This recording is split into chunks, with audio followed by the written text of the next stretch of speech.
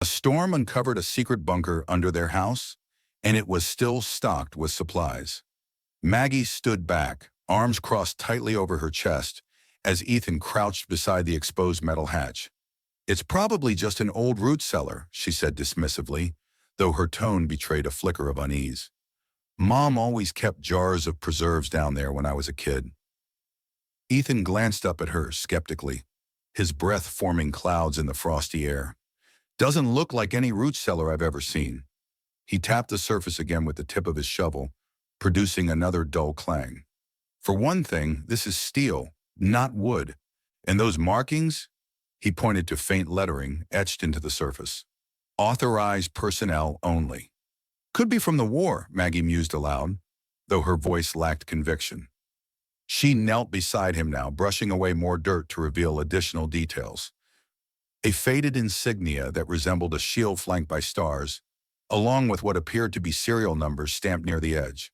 "Still, it doesn't make sense. Why would Mom never mention something like this?" "Maybe because she didn't know about it," Ethan suggested, standing and grabbing the handle of his shovel. "Or maybe because she did and didn't want us finding out." The implication hung heavy between them, but neither voiced their suspicions further. Instead, they worked silently side by side, digging around the perimeter of the hatch until its full dimensions became clear. It was larger than either had anticipated, roughly 4 feet wide and reinforced with thick rivets along the edges. A circular wheel mechanism sat at its center, though years of rust had fused it firmly in place. "This isn't budging without some help," Ethan muttered, wiping sweat from his brow despite the cold. He jogged back to the garage, returning moments later with a crowbar and a can of lubricant spray. "Stand back," he warned, positioning himself carefully before applying pressure to the stubborn wheel. At first, nothing happened. Then, with a groan of protest, the wheel shifted slightly, sending flakes of rust cascading to the ground. Maggie winced at the sound, glancing nervously toward Hargrove's property as if expecting him to appear and scold them for disturbing the past. "Almost got it," Ethan grunted, leaning his weight against the crowbar. With one final push, the wheel turned fully, releasing a hiss of stale air from within. The hatch groaned open, revealing a dark void beneath. "Well," Maggie said dryly, peering into the abyss, "that's not ominous at all." Ethan clicked on his flashlight, directing the beam downward to illuminate a narrow ladder bolted to the wall. The light revealed damp, concrete steps leading deeper underground, where shadows danced eerily across the walls. The air smelled musty and metallic, carrying hints of decay mixed with something sharper, perhaps chemicals or fuel. "You go first," Maggie insisted again, holding the second flashlight steady while Ethan began his descent. Each rung creaked under his weight, and the temperature dropped noticeably as he reached the bottom. When he signaled for her to follow, she hesitated only briefly before joining him. The space below was surprisingly spacious, stretching about 20 feet in each direction. Rows of shelves lined the walls, stocked with supplies that seemed frozen in time. Cans of food labeled with brands long defunct, bottles of water sealed in glass, stacks of military-grade blankets, and boxes marked medical kit. In one corner, a small cot lay draped with yellowed sheets, while nearby, a shortwave radio sat silent atop a wooden desk. This is incredible," Ethan whispered, his voice echoing softly in the confined space. He moved slowly, taking in every detail with the awe of a historian uncovering a lost artifact. "It's like stepping into a bunker straight out of the 1950s. Maggie nodded absently, her gaze drawn to a locked cabinet tucked into the far corner. Unlike the rest of the room, which bore signs of neglect, the cabinet looked almost pristine, its surface polished and free of dust. A padlock secured the doors, but Ethan quickly retrieved a set of bolt cutters from his tool belt. With a decisive snip, the lock fell away. Inside, they found folders filled with documents labeled classified, alongside photographs of unfamiliar men in suits and grainy surveillance images of Maplewood itself. One photo caught Ethan's eye, a younger version of Old Man Hargrove standing beside Maggie's grandfather, both smiling broadly. "What the hell is this?" Ethan murmured, flipping through the papers. His brow furrowed as he examined maps marked with red circles and cryptic notes scribbled in the margins. This isn't just survival gear, it's evidence of something bigger, something secret. Before either could process the implications, a sound echoed above, the crunch of footsteps on frost-covered grass. The beam of Ethan's flashlight swept across the room, revealing a scene that was both eerie and awe-inspiring. It wasn't just a stockpile, it was a time capsule frozen in amber, a relic from an era when fear of nuclear annihilation loomed large over every household. Every item had been carefully arranged, as though its owner expected to return at any moment. "This is insane," Maggie murmured, running her fingers along the edge of a shelf stacked with dusty cans. Labels like Campbell's tomato soup and Libby's corned beef hash stared back at her, their once bright colors faded but still legible. Whoever built this, they weren't messing around. Ethan nodded, his historian's mind racing to piece together the story behind the bunker. "Look at this organization. Everything's categorized, labeled, even dated. Medical supplies here, food rations there, sanitation kits over there." He pointed to a corner where several buckets were neatly stacked, each marked water purification tablets. Nearby, military-grade blankets lay folded with precision, their olive-green fabric stiff with age. But what struck them most were the personal touches scattered throughout the space. On a small wooden desk sat a leather-bound journal, its cover cracked and brittle. Beside it lay a stack of letters tied together with twine, addressed to someone named Alice. A framed photograph stood propped against the wall, a young woman with soft features and a warm smile, her arm looped through that of a man who bore a striking resemblance to Maggie's grandfather. Maggie picked up the photo, her hands trembling slightly. "Who is she?" she whispered, more to herself than to Ethan. "And why does she look so familiar?" Ethan stepped closer, examining the image. "Could be your grandmother," he suggested cautiously, "or maybe someone else entirely. Either way, it looks like whoever built this bunker cared about her, a lot." Curiosity getting the better of them, they began sifting through the contents of the desk. The journal proved particularly intriguing. Its pages were filled with cramped handwriting, detailing daily life during the height of the Cold War. Entries spoke of drills conducted in town squares, neighbors whispering about bomb shelters, and government pamphlets urging citizens to prepare for the worst. But interspersed among these mundane observations were passages that hinted at something darker. March 12, 1962. They came again today, asking questions I couldn't answer. Alice doesn't know yet. She can't know. If she did, she'd leave me. And then what would I have left? I've worked too hard to keep us safe. On June 3, 1963, Hargrove knows more than he lets on. He warned me not to trust anyone, not even family. But how? Do you survive alone? How do you protect the ones you love without losing yourself in the process? No. Maggie swallowed hard, her throat tight with emotion. She recognized fragments of her own life in those words, the weight of secrets, the burden of isolation. For the first time, she felt a pang of sympathy for the mother she'd spent decades resenting. "Mom never talked about any of this," she said quietly, flipping to another entry. "Not once. Do you think she knew?" Ethan hesitated before answering. Maybe, or maybe she chose not to ask. Some things are easier left buried. As they continued exploring, they uncovered more artifacts.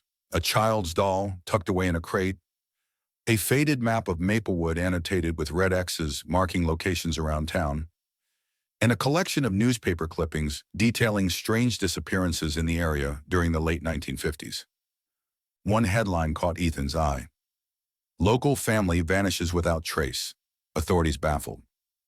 What if this isn't just about surviving a war? Ethan mused aloud, holding up the clipping. What if it's about hiding from something, or someone? Before Maggie could respond, a sudden noise startled them both. A faint creak overhead, followed by the unmistakable sound of footsteps crunching through the frost-covered grass above. Maggie stood frozen, her fingers still clutching the journal as if it might slip away and take its secrets with it. Her breath hitched unevenly, a mixture of disbelief and something deeper. something she couldn't quite name. Shock, betrayal, or perhaps a strange sense of connection to the past she'd always tried to forget. "I swear, Ethan," she said finally, her voice trembling, "I had no idea this was here. None." She gestured around the bunker, her movements sharp and defensive. "Mom never mentioned anything like this. Not once. Not even when I was little." Ethan glanced at her, his brow furrowed but not unkind. "You really think she would have told you? This isn't exactly the kind of thing people advertise, especially back then." Maggie shook her head, more to herself than to him. "But why keep it hidden? Why go through all this trouble and not say a word?" Her gaze drifted to the photograph of Alice again, her expression softening slightly. "There were times when I was growing up that I thought they were hiding something. Dad would lock himself in his study for hours, poring over maps or scribbling notes in those little notebooks he kept. And Mom," she trailed off, her voice thick with emotion, "she always seemed so on edge, like she was waiting for bad news that never came." "Paranoia wasn't uncommon during the Cold War," Ethan offered gently. "People built bomb shelters all over the country, convinced the world was going to end any day. Maybe this was just their version of that." "But it isn't just a bomb shelter," Maggie snapped, surprising even herself with the force of her words. She took a deep breath, forcing herself to calm down. "Look at this place, Ethan. It's too personal, too specific. Those letters, the photographs, the journal. It's not about surviving a war. It's about running from something." Ethan nodded slowly, his eyes scanning the room again. He'd already begun mentally cataloging the artifacts they'd found, piecing together fragments of a puzzle that spanned decades. As a historian, he was fascinated by the implications. The idea that this small, seemingly ordinary town might have played host to something far more sinister than anyone realized. "This is bigger than we thought," he said, his tone thoughtful. "The classified documents, the surveillance photos, the map markings. It's almost like your grandfather was involved in some kind of operation. Maybe government-related, maybe not. But whatever it was, it scared him enough to build this bunker and stockpile supplies for years." "And what about Alice?" Maggie asked sharply, waving the journal in his direction. "Who is she? Was she family? A friend? Someone else entirely?" "That's what we need to figure out," Ethan replied, his curiosity piqued. He flipped through one of the folders again, examining a grainy black and white photograph. It showed a group of men standing near what appeared to be a construction site, their faces blurred but recognizable. One of them bore an uncanny resemblance to Old Man Hargrove, though much younger. Another looked strikingly similar to Maggie's grandfather. Maggie watched him work, her mind racing. For so long, she'd resented her parents for their secrecy, for keeping her at arm's length while they whispered behind closed doors. Now, standing in the shadow of the hidden world, she felt a pang of regret. Not just for the things they hadn't shared, but for the questions she'd never asked. "We should talk to Hargrove," she said suddenly, her voice firm despite the tremor beneath it. "If anyone knows what's going on here, it's him."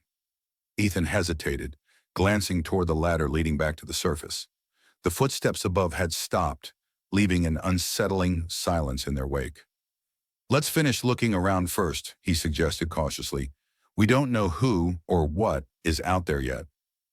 As they turned their attention back to the bunker, neither noticed the faint red glow emanating from the shortwave radio in the corner. Its dial twitched ever so slightly, crackling with static before falling silent once more. Ethan sat cross-legged on the cold concrete floor, the journal open in his lap as he carefully turned its fragile pages. Each entry was a window into another time, a glimpse of life lived under the shadow of fear, paranoia, and secrets too dangerous to speak aloud. Maggie hovered nearby, her arms crossed tightly over her chest, watching him with a mixture of apprehension and fascination. "This is incredible," Ethan murmured, his voice tinged with awe. It's like she knew something was coming, not just the threat of nuclear war, but something closer to home. Maggie frowned, leaning down to read over his shoulder. "What do you mean?" He pointed to a passage dated October 1961. "October 23rd, 1961, they came again tonight. The men in suits. They didn't knock or announce themselves. They simply appeared at the door, demanding answers I couldn't give. Harold says we must stay quiet, that if anyone finds out about the bunker or about us, we'll be next. Next for what? He won't say, but I can see it in his eyes. Fear, pure and unrelenting. Maggie's breath caught in her throat. Harold, that was my grandfather's name. Ethan nodded grimly. And these men in suits, they sound official. Government agents, maybe? Or something else entirely. As he flipped further through the journal, more unsettling details emerged. Alice wrote often of neighbors vanishing without explanation, leaving behind empty houses and unanswered questions. One entry stood out, scrawled hastily as though written in a rush. March 5th, 1962. Mrs. Peterson is gone, just like the Millers and the Carters before her. No one talks about it openly, but everyone knows. The others are watching, waiting. Harold says it's only a matter of time before they come for us. I pray Alice never has to face what I've seen. Maggie sank onto the cot beside Ethan, her hands trembling as she processed the words. The others, who were they? And why would they come after my grandparents? I don't know yet, Ethan admitted, rubbing his temples. But there's definitely a pattern here. These disappearances, the coded language. This wasn't just about preparing for a nuclear attack. It feels like your grandparents were hiding from someone or something specific. To make matters even stranger, scattered throughout the journal were seemingly random strings of numbers and letters. At first glance, they appeared meaningless, but Ethan recognized them immediately. Coordinates and cipher codes likely used to encrypt messages. Look at this, he said, pointing to a page near the back of the journal. Written in bold ink across the top were the words, "For Alice only," followed by rows of numbers, separated by dashes. 44°15, N71°28, WBU 7XK904. That's a set of geographic coordinates, Ethan explained, pulling out his phone to check the location. They point to somewhere northwest of Maplewood, deep in the woods. And the code? Maggie asked, her voice barely above a whisper. Could be anything. A cipher key, a password, maybe even instructions for accessing something. He paused, glancing up at her. Whatever it is, it's important enough that your grandmother risked writing it down. While Ethan focused on deciphering the journal, Maggie wandered to the far corner of the bunker, where a stack of old newspapers lay bundled together. She began sifting through them, her heart pounding, as she uncovered headlines that mirrored Alice's entries. Local man vanishes after late-night visitors. Maplewood residents report strange activity in woods.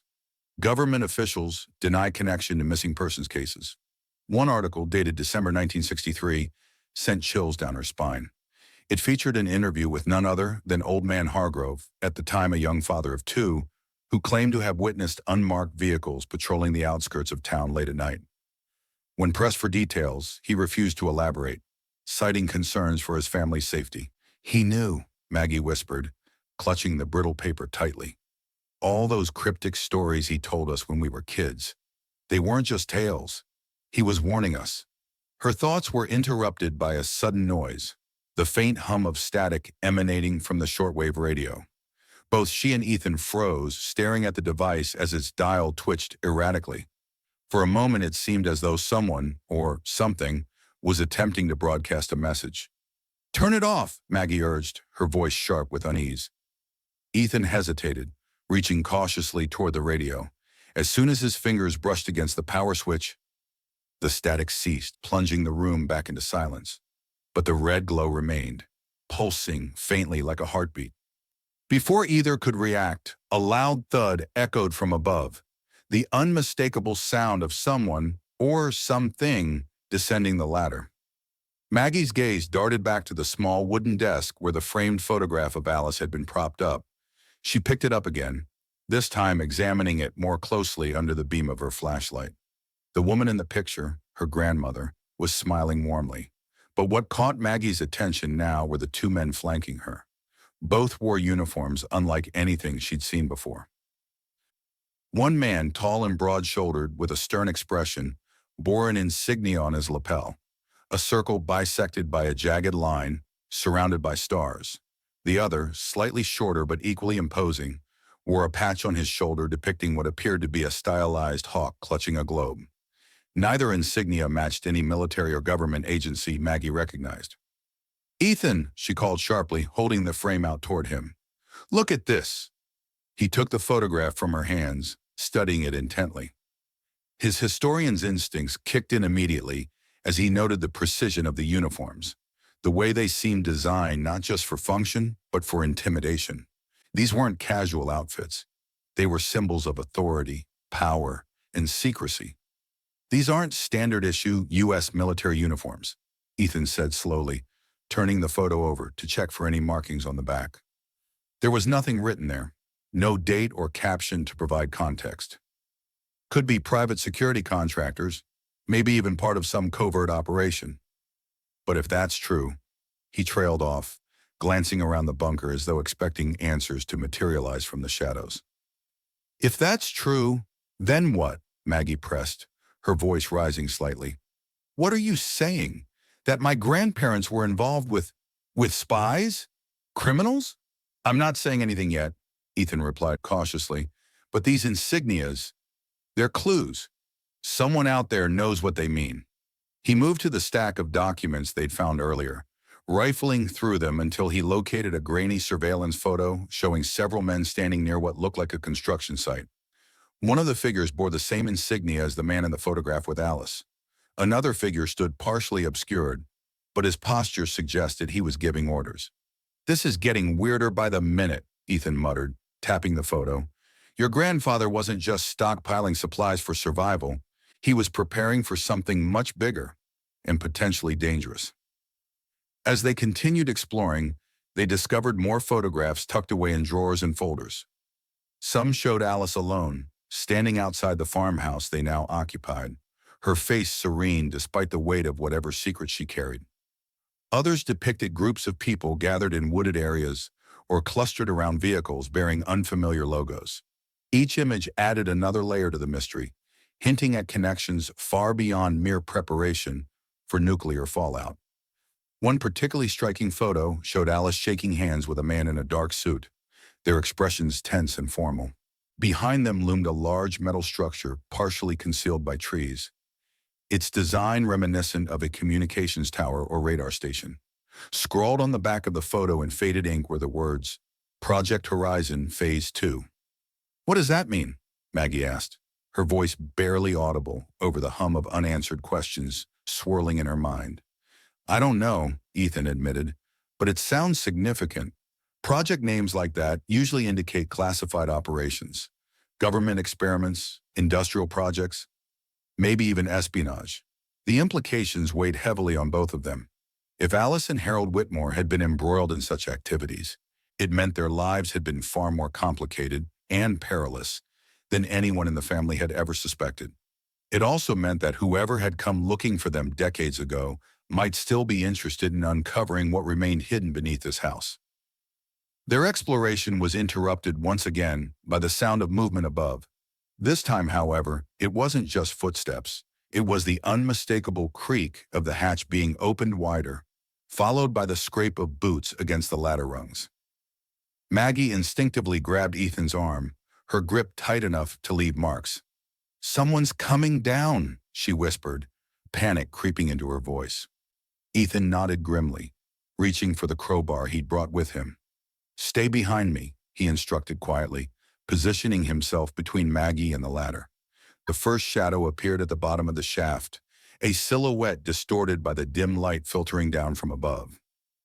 As the figure stepped fully into view, revealing themselves to be none other than Old Man Hargrove, Maggie let out a shaky breath of relief. "Hargrove," she exclaimed, lowering her guard slightly, "what are you doing here?" The elderly man didn't respond immediately. Instead, he scanned the bunker with sharp, calculating eyes, taking in every detail. The shelves stocked with supplies, the journals spread across the floor, the photographs clutched in Ethan's hand. When he finally spoke, his voice was low and gravelly, laced with urgency. "You shouldn't have opened this place," he said, his tone leaving No room for argument. Some doors are better left closed. Maggie sat on the edge of the cot, her hands trembling as she clutched another journal entry from Alice. The words blurred together under the dim light of her flashlight. But it wasn't the fading ink that made them hard to read. It was the weight of what they revealed. Each sentence felt like a shard of glass piercing her heart, unraveling everything she thought she knew about her family. May 18th, 1962. Harold says we can't trust anyone, not even our own blood. I argued with him today, telling him that secrets have a way of poisoning everything, but he only shook his head and said, "Better poisoned than dead." What kind of life is this? How do you raise a child in fear without destroying her too? Alice's anguish leapt off the page, raw and unfiltered. Maggie could almost hear her grandmother's voice, soft yet resolute, as she wrestled with the impossible choice between protecting her family and preserving their innocence. It was a struggle Maggie now understood all too well. Her mother had always been distant, evasive whenever Maggie pressed for stories about her childhood or asked why they never visited Maplewood during holidays. At the time, Maggie had chalked it up to grief over losing Harold, or perhaps simple disinterest. Now she wondered if there had been something more sinister at play, a deliberate effort to shield her from the truth. "Why didn't she tell me?"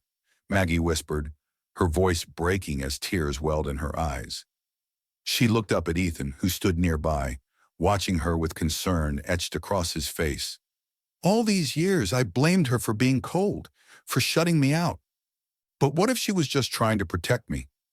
Ethan knelt beside her, placing a comforting hand on her shoulder. "You can't blame yourself for not knowing," he said gently. This isn't normal. Most families don't carry secrets like this." "But maybe they should have trusted me," Maggie snapped, her frustration bubbling over.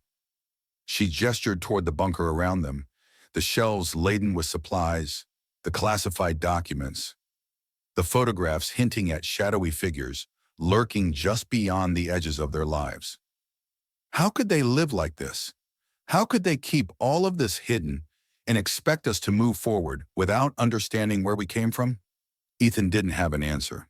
Instead, he picked up one of the letters addressed to Alice, its envelope yellowed with age.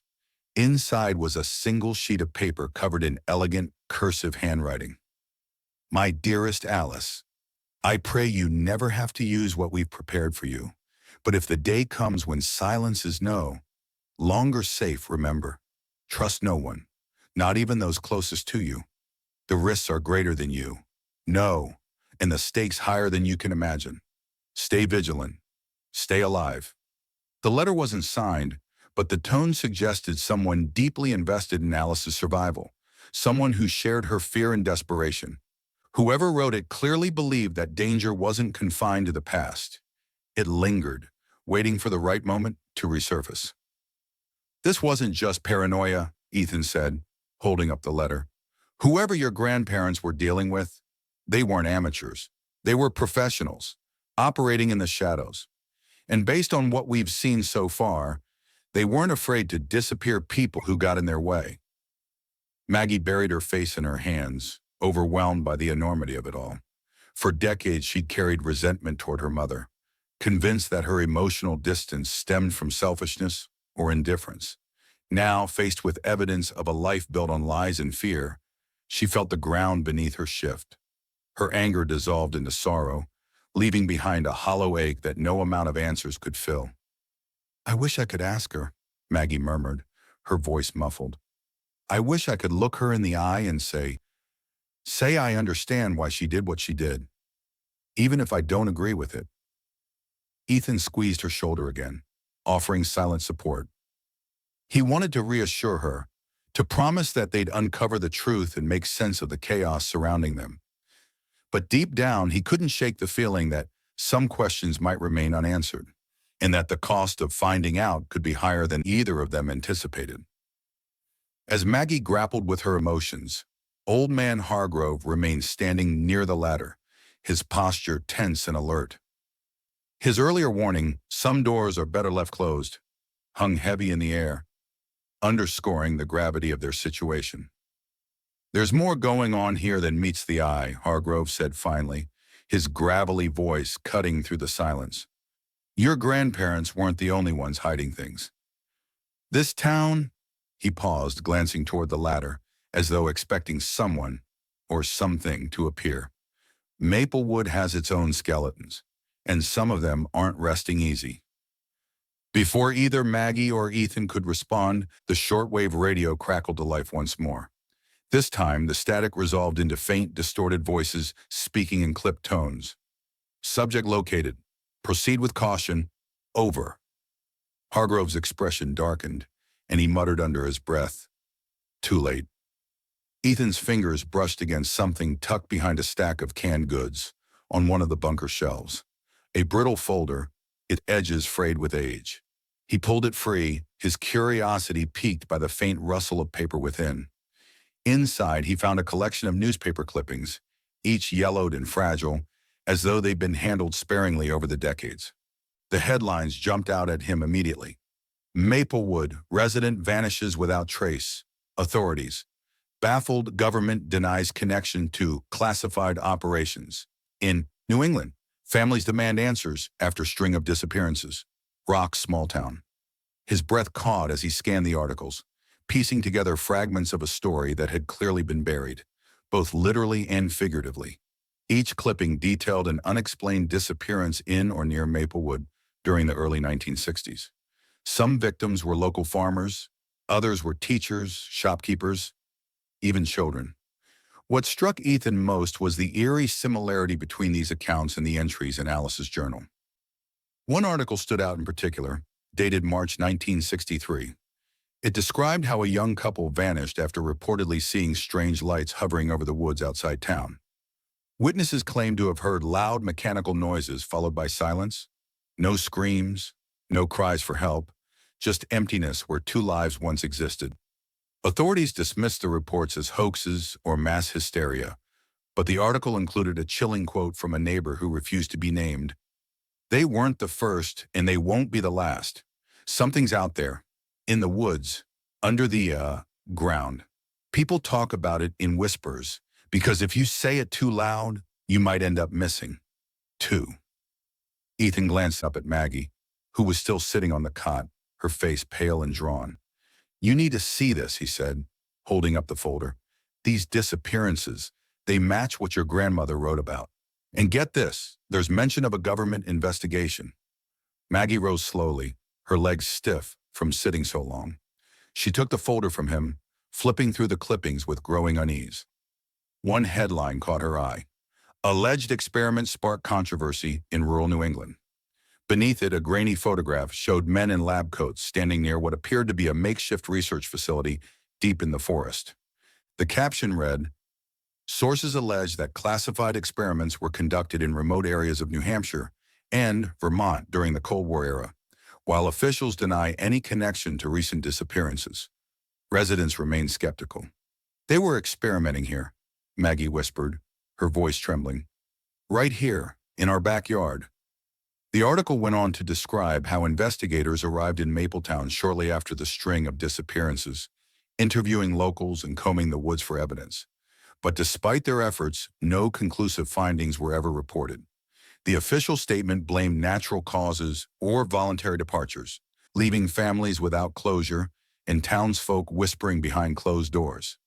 What unnerved Ethan most was the lack of follow-up coverage. After the initial flurry of interest, the story simply stopped, as though someone had pulled the plug on the entire investigation. He flipped to the final page of the folder, where a handwritten note had been scrawled across the back of one clipping. Don't trust them. They'll bury the truth before admitting fault. The handwriting matched the letters addressed to Alice. This is insane, Ethan muttered, rubbing his temples. If the government really was conducting experiments and covering them up, it explains why people disappeared. But what were they testing? Weapons? Psychological tactics? Something else entirely? Maggie sank back onto the cot, clutching the folder tightly. Her mind raced with possibilities, each darker than the last. Could her grandparents have been involved somehow?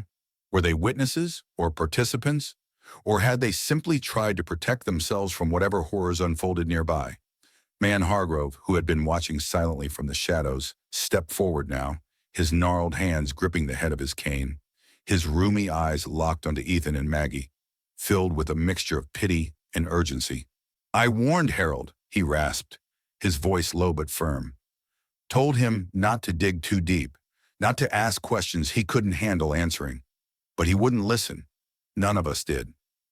"What do you mean?" Maggie asked sharply, her tone edged with desperation. "What didn't you tell us?" Hargrove hesitated, glancing toward the ladder again. For a moment, it seemed he might refuse to answer. Then he exhaled heavily, leaning closer as though afraid of being overheard. There were things happening back then, things nobody talks about anymore. Lights in the sky, strange noises in the woods, folks disappearing overnight. At first we thought it was paranoia, Cold War jitters. But then, he trailed off, shaking his head. Then we started finding things, equipment left behind, uniforms like the ones in those photos, and sometimes, his voice dropped to a whisper, bodies. Maggie recoiled, her stomach churning. Bodies? Not always whole, Hargrove continued grimly. Just pieces, enough to make you wish you hadn't gone looking. Before either Maggie or Ethan could respond, the shortwave radio crackled again, louder this time. Static gave way to a single distorted voice repeating the same phrase over and over. "Secure the site! Secure the site! Over!" Hargrove's face went ashen. "We're out of time," he muttered, backing toward the ladder. "You shouldn't have come down here. None of you should have." He climbed quickly, disappearing into the dim light above. Moments later, the sound of retreating footsteps echoed through the yard. Ethan turned to Maggie, his expression grim. "We need to figure out what's going on, and fast, because I don't think we're alone anymore." The sound of boots crunching on frost-covered grass drew Maggie and Ethan's attention upward, just as Old Man Hargrove descended the ladder into the bunker. His usually stoic face was lined with tension, his eyes darting around the space like a cornered animal, searching for an escape route. He carried no flashlight, yet he moved with surprising ease in the dim light, as though he'd been here before. "You saw lights last night," Ethan stated flatly, watching the old man closely. It wasn't a question, it was an accusation. Hargrove hesitated, gripping the rungs of the ladder tightly before stepping fully into the bunker. I did," he admitted gruffly, brushing dirt from his coat sleeves. "Thought it might have been hunters or kids messing about. But when I came by earlier today," his gaze flicked to the exposed shelves, the journal spread across the floor, and finally to Maggie's strained expression. "I knew it was something else." Maggie crossed her arms over her chest, suspicion tightening her jaw. "What do you mean, something else? How would you know what this is?" For a long moment, Hargrove didn't respond. Instead, he shuffled closer to the desk where Alice's journal lay open, its pages illuminated by the beam of Ethan's flashlight. His fingers hovered above it, trembling slightly, but he didn't touch it. When he finally spoke, his voice was low and measured, tinged with reluctance. "This place, your grandparents, they weren't alone in building it. There were others, families who thought they could outrun whatever was coming." He paused, glancing toward the ladder again, as though expecting someone or something to appear. "But running only works if you know what you're running from." Ethan narrowed his eyes, stepping between Hargrove and Maggie, protectively. "What aren't you telling us? You've lived next door for decades. Don't pretend you don't know more than you're letting on." Hargrove let out a bitter laugh, the sound rasping like dry leaves scraping against stone. "Decades, yes, and every one of those years has been a lesson in keeping my mouth shut. Your grandfather taught me that much." He pointed a gnarled finger at Maggie. "Harold Whitmore wasn't just your kin. He was one of them. One of the founding families tied up in all this madness." At the mention of founding families, Maggie stiffened. "What are you talking about? What madness?" Hargrove sighed heavily, leaning on his cane as though the weight of his words physically burdened him. "Maplewood wasn't always just a sleepy little town. Back in the early days, before your time," even before mine. It was chosen for something bigger, something secret. Rumor had it the government picked the spot because of its isolation, perfect for testing things best kept hidden. Testing what? Ethan pressed, his historian's mind racing to connect the dots. Weapons? Technology? Hargrove shrugged, his expression grim. Nobody ever said outright. Just whispers, mostly. Stories about experiments gone wrong, people disappearing without a trace. Some claimed it was biological, germs, chemicals. Others swore it was psychological warfare, trying to break minds instead of bodies.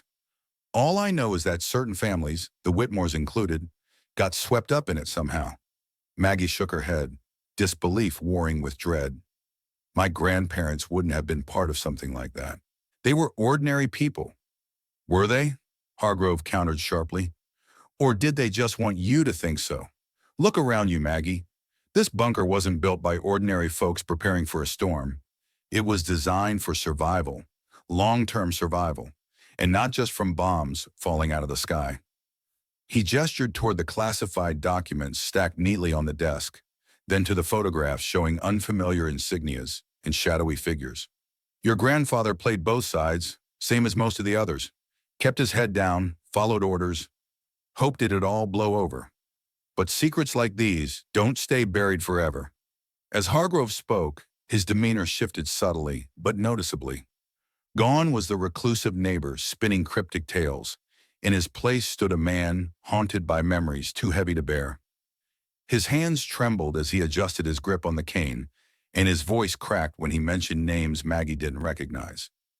Why didn't anyone say anything? She demanded, her frustration boiling over. If this town was involved in some kind of conspiracy, why didn't people speak out? Because they were scared, Hargrove snapped, his tone sharp enough to silence her. Scared of what might happen if they talked. Scared of ending up like the Petersons or the Millers or any of the rest who vanished into thin air. We learned real quick that asking questions got you nowhere good. Ethan stepped forward, holding up one of the newspaper clippings detailing unexplained disappearances. Is that why you warned Harold to keep quiet? Because you'd seen what happened to those who didn't? Hargrove nodded slowly, his shoulders sagging under the weight of regret. I tried to warn him, tried to tell him it wasn't worth digging deeper. But Harold, he couldn't leave it alone. Always chasing answers, always pushing too far. A sudden noise from above, a sharp crack like a branch snapping, interrupted their conversation. All three froze, their gazes snapping toward the ladder. The faint hum of static from the shortwave radio grew louder, pulsing almost rhythmically now. Hargrove's face darkened, his grip tightening on the cane until his knuckles turned white. We need to get out of here, he muttered urgently. Now! Why? Maggie asked, her voice rising with panic. What's happening? They're watching, Hargrove replied cryptically, backing toward the ladder. And they don't take kindly to trespassers. Before either Maggie or Ethan could press him further, the red glow of the radio intensified, casting eerie shadows across the walls. A single distorted voice broke through the static, clear enough to send chills down their spines. Initiate containment protocol. Repeat, initiate containment protocol. Hargrove cursed under his breath and bolted up the ladder without another word, leaving Maggie and Ethan staring at each other in stunned silence. We need to figure out exactly what we're dealing with, Ethan said finally, his voice steady despite the fear flickering in his eyes. Before it's too late. The next morning, Ethan sat at the kitchen table of the old farmhouse, surrounded by stacks of dusty books, yellowed newspaper clippings, and scribbled notes. His laptop hummed softly as he scoured online archives for any mention of Maplewood's shadowy past. Maggie hovered nearby, brewing coffee but unable to focus on anything other than the weight of what they'd uncovered. I'm starting to see a pattern, Ethan said, tapping his pen against a map spread across the table. It's not just your family, it's almost every prominent household in this town. The Whitmores, the Hargroves, even the Carters. They were all connected somehow. Maggie frowned, setting a steaming mug beside him. Connected how? You're saying they work together? Not just together, with federal agencies. He pushed a document toward her, a declassified memo dated 1958, its edges blurred from years of handling. The header read, Project Sanctuary Initiative classified beneath it. A list of names caught her eye, including Harold Whitmore and Old Man Hargrove's father. This Operation Sanctuary was supposed to be about national defense, Ethan explained. The idea was simple enough. Identify key personnel, scientists, engineers, government officials, and provide them with secure shelters in case of nuclear attack. But here's the thing. He paused, his jaw tightening. There are whispers that it wasn't just about protection. What do you mean? Maggie asked, dread pooling in her stomach. Ethan leaned back in his chair, running a hand through his hair. From what I've pieced together, some of these bunkers weren't just fallout shelters. They doubled as testing sites for biological agents, psychological tactics, maybe worse. There are rumors of human experimentation tied to these projects, though no one's ever been able to prove anything. Maggie stared at the memo, her mind racing. Her grandfather's meticulous organization suddenly made sickening sense. If Operation Sanctuary had indeed involved unethical experiments, then the bunker beneath their feet might have served a dual purpose, safeguarding select individuals while subjecting others to horrors unimaginable. Determined to fill in the gaps, Ethan spent the following days visiting elderly residents of Maplewood, many of whom still lived in the same homes their families had occupied for generations. While some refused to speak, shaking their heads or muttering vague warnings about stirring up trouble, others shared fragments of stories passed down through the decades. Mrs. Evelyn Pratt, a frail woman in her late 80s who ran the local library before retiring, proved particularly forthcoming. Sitting in her sunlit living room, she sipped tea as she recounted tales of strange men in suits, arriving unannounced during the early 1960s.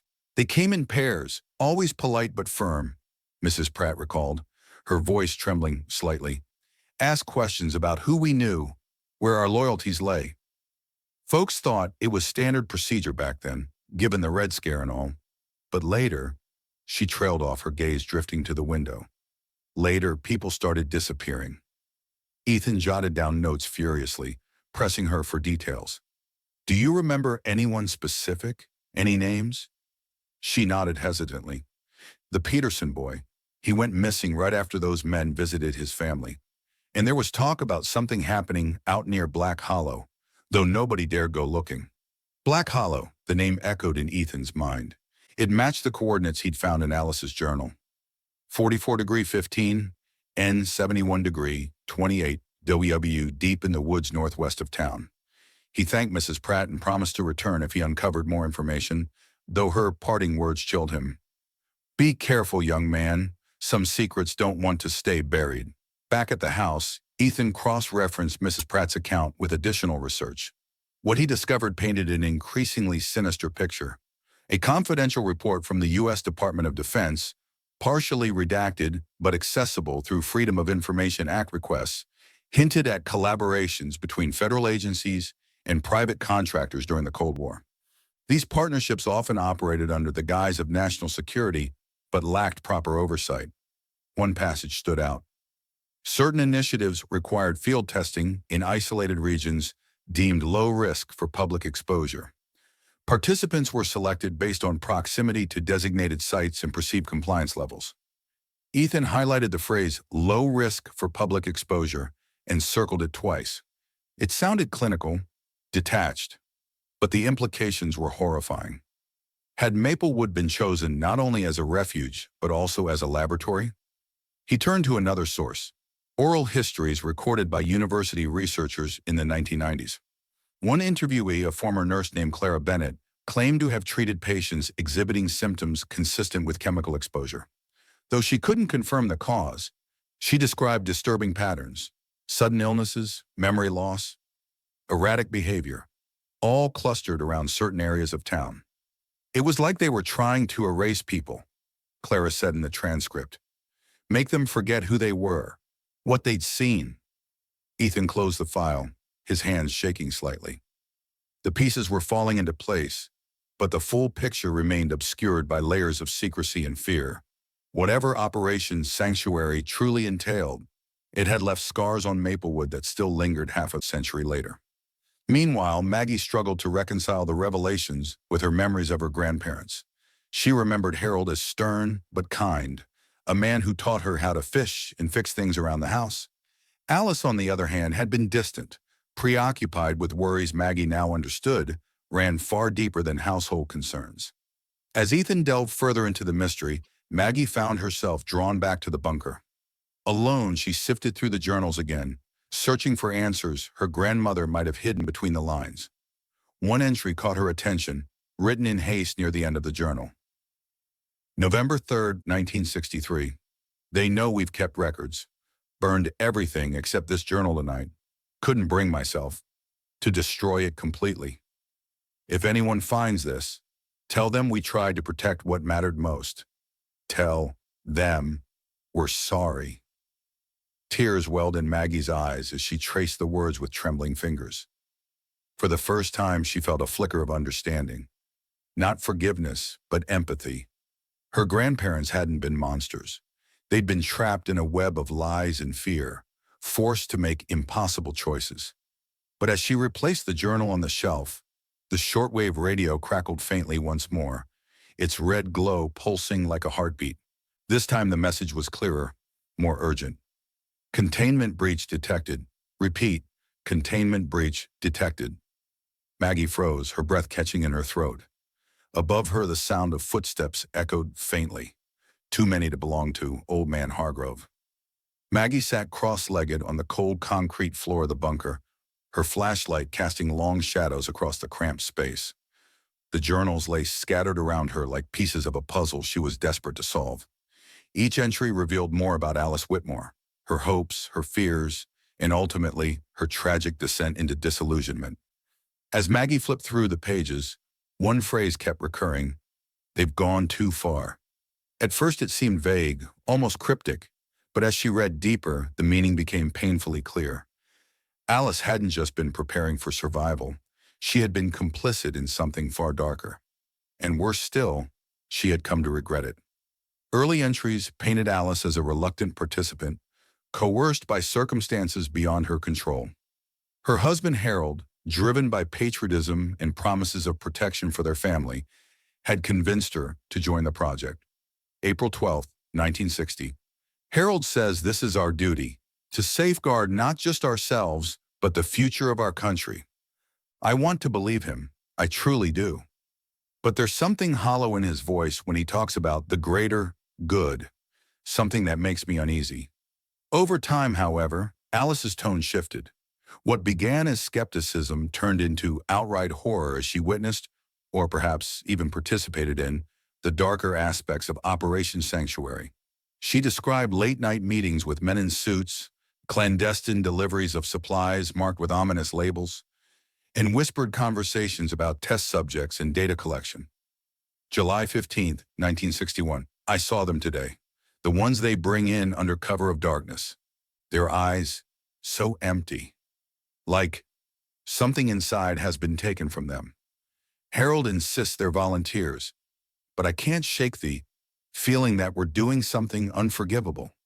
Her growing unease culminated in a chilling realization. February 3rd, 1962. It's not just preparation anymore. This isn't just about saving lives. It's about controlling them, about breaking them down until they're nothing more than puppets. And if anyone objects, well, they disappear. Just like Mr. Peterson.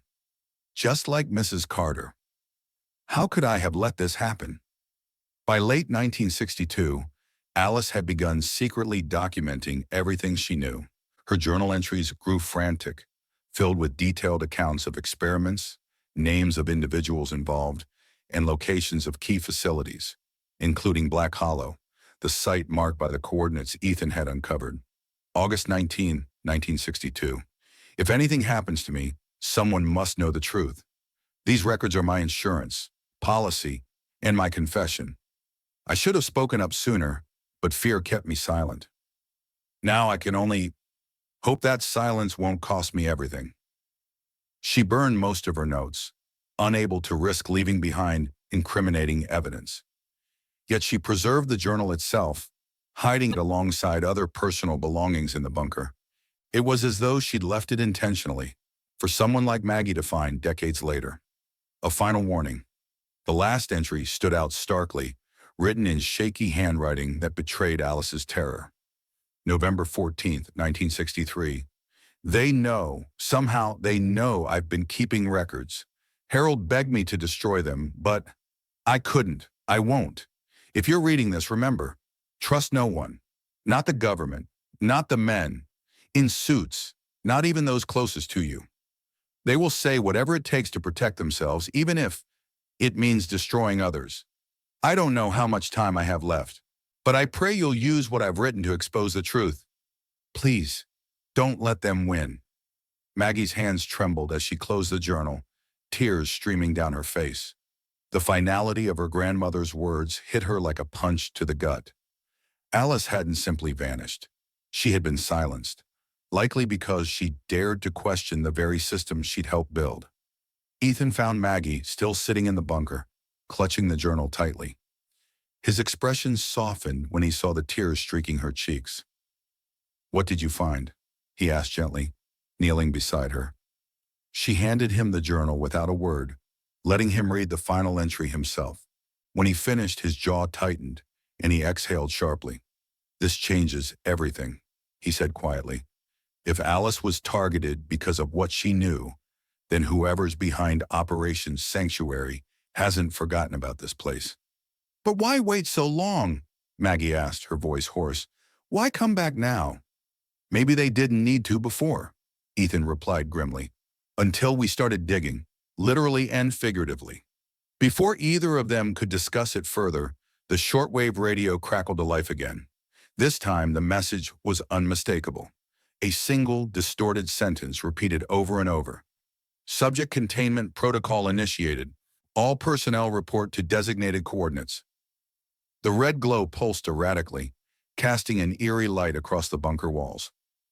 Above them, the sound of multiple footsteps echoed through the yard, accompanied by low voices speaking in clipped tones. "They're here," Ethan whispered, grabbing the crowbar and helping Maggie to her feet. "We need to get out of this bunker, now!" But as they moved toward the ladder, the hatch above slammed shut with a deafening clang, trapping them inside. The sound of the hatch slamming shut above them reverberated through the bunker, leaving Maggie and Ethan trapped in the dimly lit space. Panic clawed at their chests as they stared upward, listening to muffled voices and the scrape of boots on frost-covered ground. Whoever was out there wasn't leaving anytime soon. "We can't stay down here," Ethan said urgently, gripping the crowbar tightly. "If we don't get answers now, we might never have another chance." Maggie nodded, her mind racing. There was only one person who could shed light on what was happening, someone who had already hinted at knowing far more than he let on. "Hargrove!" she spat, her voice tinged with anger and desperation. "He knows something. He has to." Without another word, they climbed the ladder together, Ethan using the crowbar to pry open the stubborn hatch. It groaned in protest but eventually gave way, allowing them to emerge into the frigid air of the backyard. The sky above was overcast, casting everything in shades of gray. Across the yard stood several figures clad in dark uniforms, their faces obscured by masks. They moved with military precision, scanning the area methodically. But before the strangers could react, Ethan grabbed Maggie's arm and pulled her toward Hargrove's cabin next door. If anyone could explain what was going on and how to stop it, it was him. Hargrove opened his door reluctantly, his rheumy eyes widening when he saw the determined look on Maggie's face and the weapon clutched in Ethan's hand. He stepped aside without argument, letting them inside his cluttered living room. The air smelled faintly of wood smoke and mildew, and stacks of old books and papers littered every surface. "You shouldn't have come here," Hargrove muttered, closing the door behind them and drawing the curtains. "It's not safe." "Neither is being trapped in a bunker while people in suits try to break in," Ethan shot back, his tone sharp. "Start talking, Hargrove. We know about Operation Sanctuary. We know Alice was involved, and so were you." The old man flinched visibly, his shoulders sagging under the weight of unspoken guilt. For a moment, he simply stared at the floor, his gnarled hands trembling slightly. Then, with a heavy sigh, he sank into a worn armchair and began to speak. Yes, he admitted finally, his voice barely above a whisper. I worked alongside Alice, and Harold too. At first I believed in it, thought we were doing something noble, protecting our families from the worst horrors of war. He shook his head bitterly. But then I saw what they were really doing. Hargrove's gaze grew distant as he recounted memories long buried but clearly etched into his soul. His words came haltingly, each syllable laden with pain. They started small, at least that's what they told us, testing chemical agents on volunteers, or so they claimed. But those of volunteers weren't always willing. Some were locals, taken from their homes in the dead of night. Others, he paused, swallowing hard. Others were drifters, vagrants no one would miss. They called it field testing, said it was necessary for national security. Maggie felt bile rise in her throat. She wanted to interrupt, to demand details about Alice, but she forced herself to remain silent, letting Hargrove continue. I left after I saw what happened to the Peterson boy, he confessed, his voice cracking. They brought him in, drugged him up, and ran tests until he didn't even recognize his own name. When his parents came looking for him, they were told he'd run off, disappeared without a trace. He looked directly at Maggie now, his eyes filled with sorrow. That's when I realized this wasn't about saving lives. It was about control, about erasing anyone who got in their way. Ethan leaned forward, his historian's instincts driving him to press for specifics. What about Alice? What happened to her? Hargrove hesitated, his fingers tightening around the head of his cane. She tried to fight back, he said quietly, started documenting everything, names, dates, locations. She thought if she gathered enough evidence, she could expose the truth. But someone tipped them off. One night, men showed up at her door.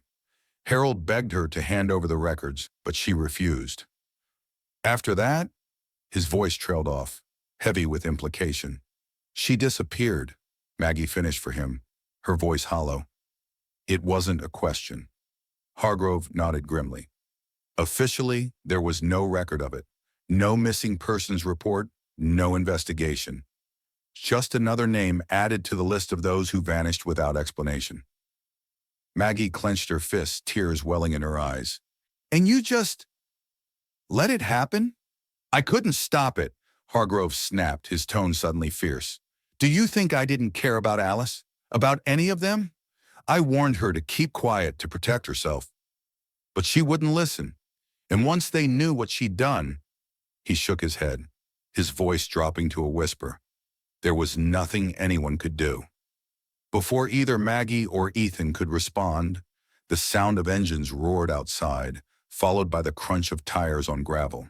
Through the window, they saw two black SUVs pull into Hargrove's driveway. Men in tactical gear poured out, moving swiftly toward the house. They found us, Ethan muttered, gripping the crowbar tighter. We're running out of time.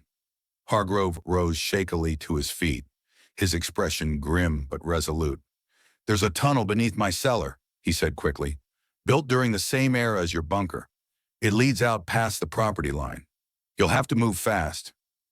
Maggie hesitated, torn between gratitude and suspicion. Why are you helping us now? She demanded. After all these years of keeping secrets. Because I owe Alice, Hargrove replied simply, and because I'm tired of running. As the front door rattled violently under the weight of someone trying to force it open, Hargrove ushered them toward the trapdoor hidden beneath an old rug. Go, he urged, his voice steady despite the chaos erupting around them. Find the truth and finish what Alice started. With no other choice, Maggie and Ethan descended into the darkness below, leaving Hargrove alone to face whatever awaited him above. The tunnel beneath Hargrove's cellar stretched far longer than Maggie had anticipated, its damp walls lined with moss and roots that snaked through cracks in the earth. The air was cold and stale, carrying the faint scent of soil and decay. Each step felt like a march toward an uncertain future, But Maggie pressed on, her resolve hardening with every breath. Behind her, Ethan carried a flashlight, its beam cutting through the oppressive darkness. Neither spoke. There was no need. They both understood the gravity of what lay ahead. Whatever awaited them beyond the tunnel, whether freedom or capture, they owed it to Alice to see this through. When they finally emerged into the frost-bitten woods, the world seemed eerily quiet. The SUVs and armed men were nowhere in sight, though distant voices echoed faintly from Hargrove's property. Maggie glanced back once, guilt gnawing at her gut. She didn't know if the old man would survive whatever confrontation awaited him, but she vowed silently to make his sacrifice count. Yes? Back at the farmhouse, Maggie and Ethan worked tirelessly, piecing together everything they'd uncovered. The journals, photographs, classified documents, newspaper clippings, all of it came together like fragments of a mosaic, revealing a sinister truth. Ethan meticulously organized the materials, while Maggie drafted a detailed account of their discoveries, weaving Alice's story into the larger narrative of Operation Sanctuary. "This is enough to raise questions," Ethan said as he spread out the evidence across the kitchen table. "But exposing something this big, we'll need help." Maggie nodded grimly. "We can't do this alone, not without risking our lives, and maybe worse." Together they reached out to investigative journalists known for tackling controversial topics. One name stood out: Sarah Collins, a Pulitzer Prize-winning reporter who had spent years uncovering government misconduct during the Cold War. Through a secure channel, they sent her a summary of their findings, along with scans of key documents. "Within days," Collins responded. Her email was brief but encouraging. "What you've uncovered is explosive. If even half of it checks out, we're looking at one of the biggest cover-ups of the 20th century. Be careful. Whoever buried this once will stop at nothing to keep it hidden." Collins wasted no time. With Maggie and Ethan's cooperation, she began publishing a series of articles detailing the alleged atrocities tied to Operation Sanctuary.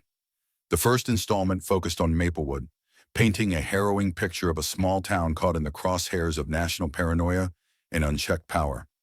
Names were named: prominent families, government officials, private contractors, all implicated in a web of secrecy and complicity. Public reaction was swift and fierce. Former residents of Maplewood came forward with their own stories, corroborating details about disappearances and strange activity in the woods. Archival footage and declassified memos added weight to the allegations, prompting calls for congressional hearings and independent investigations. For Maggie, watching the tide turn was bittersweet. While the renewed interest brought hope of accountability, it also underscored how deeply entrenched the lies had become. Definitive answers remained elusive.